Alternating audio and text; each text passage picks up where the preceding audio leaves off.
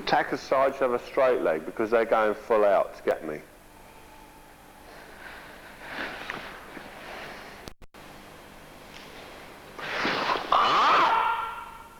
My foot faces my partner. If I have a bent leg, I can ski to a straight leg. If I come here with a straight leg, it's very difficult to get any damage. Might have to take the wrist off, but this would mean if he saw my movement, he would just turn and cut me. So, bend back leg. Then you can go to straight. We're not going to do the ski, I'm just telling you.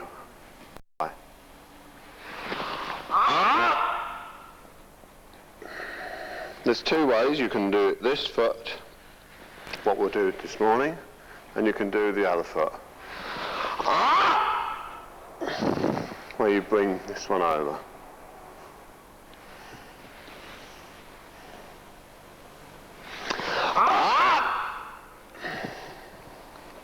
It's a little more difficult.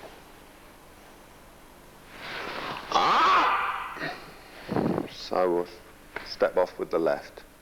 And my partner here is doing the first saburi. The first saburi. He's trying. He should relax after the cut. I also relax after the cut. Watch. The shoulders. Everything is settling. Your zanshin. You're checking yourself out how you felt, what went wrong, if everything was okay. And then it's change. Sankai, kotai, 3 times. It is repetition, you know, it's just a process of repetition. You know, I could tell you all the answers under the sun, but, you know, repetition. Training is the only way. Constant training, continuous training, but good teachers. With bad teachers, you'll do like I did. You'll spend many years going uphill when you should have been going a long way. That gets you distance. We don't know what's up there yet, but you know that just gets you. So you know you can think you're going the right way by training hard. If you've got not good teachers, then it's even harder. All right, so have good correct form.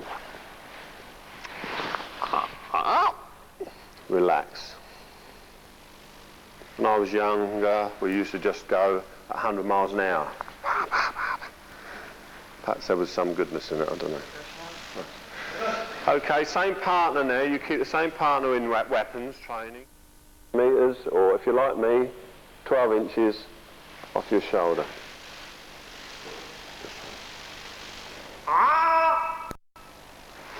I pick up half cut. I don't rest it on my head. I step back, I adjust the front foot. So it faces him. He picks up, he cuts my other shoulder. He does all this in a rational pace. He doesn't just lose himself in the movement. A good firm strike.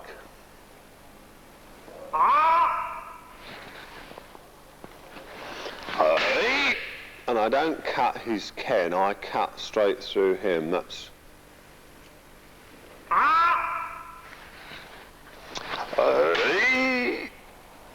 okay, but we're only going to have enough room for 2. Then I come back. No.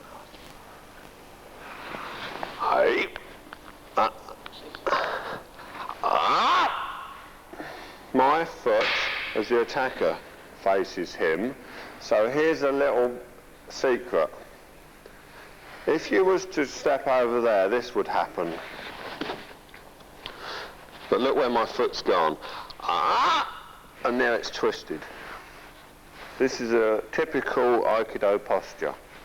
But my knee's bent. My knee feels under a little pressure.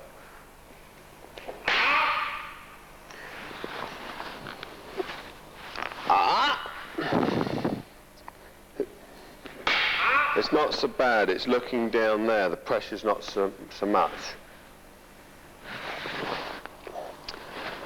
There's the answer.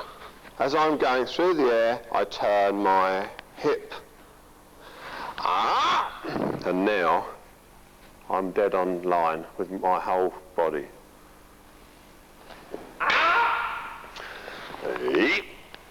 I turn my hip and place it down.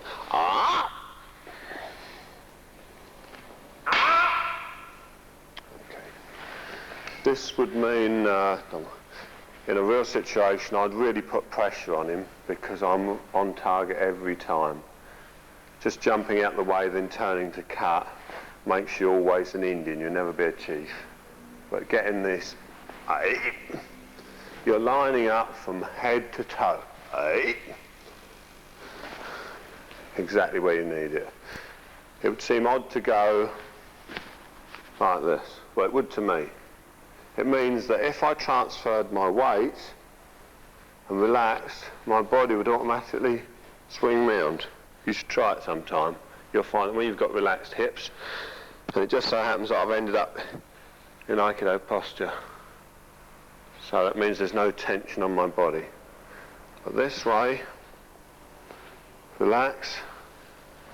It's like a spring. I was taught this by a 23-year-old American lady called Kayla Fader, and she's been training Aikido since she was this high, and she's a monster now because she's so good, because she's followed the right path. And she said, if you do that, we were in the park one day, and she said, if you do that and stand up and relax, I said, yeah, nothing happened. She said, that's because you're not relaxed. Let's try it again. So I went, oh, yeah, that just come round a little piece. And she said, oh, well, just keep trying it. And so now, you know, so many years on, I'm starting to understand it. And I was taught that by a 23-year-old when I was in my 30s, middle 30s.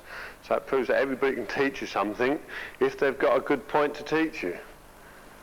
A lot of you keep talking to each other, you don't even know the techniques. So, you know, you're teaching somebody a bad habit that you've already got. Because I'll come up to you and say, no, no, that's wrong, do that. Oh, thank you, Sensei. And then you'll say, no, no, you want to change this a bit and that. He's the only person that knows, and he is not here to tell us. So the thing to do is, rightly or wrongly, if you don't know, you say, just a minute, like that, and you just have a look round a moment at a high enough grade, and you watch them a couple of times, and you go, okay. And that's about all you'd need to speak. So in an hour and a half's training, perhaps 10 yes or no's, or just a moment, and then it's good training. You get a benefit from inside. You don't get a benefit through talking. Show you once more.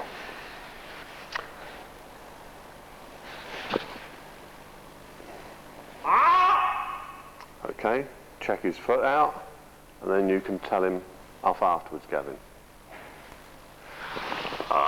This is very new, so your sensei doesn't even know this yet. It's about 4 weeks old. Both our feet must end up facing the centre person. Good. And then we'll do it twice, and then we'll go back. Please try.